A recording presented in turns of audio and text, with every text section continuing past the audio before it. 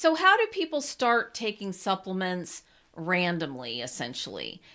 And really, typically, it starts with kind of self diagnosing a problem. You notice some symptom and you turn to Dr. Google, and Google says this herb, this supplement, this whatever will solve your problem. And then, more often than not, once you start searching for that, you're also going to see ads for different kinds of things as you roam around the internet.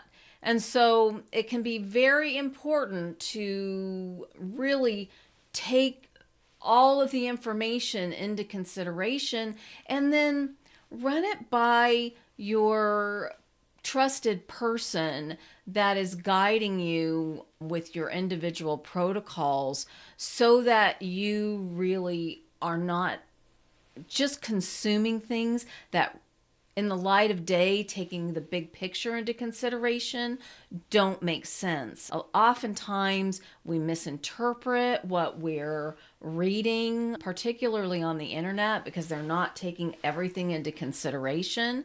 And you might even be misinterpreting the label. They're honestly not allowed to do that because essentially they would be matching the supplement to a symptom or a diagnosis, and the alternative medicine world is not allowed to do that. That is left for the medical professionals. And then we may not even be able to remember what we're taking it for. If you're taking a medication, at least you know what doctor you got it from, and they've got some records for why they prescribed it to you. But the problem with the medication is that you may have medications from several different doctors, and do those doctors all compare notes when they're prescribing things to you? No. And that's why you end up with a lot of symptoms compounding, because a medication will lead to another symptom and the dots aren't connected because nobody talks to each other.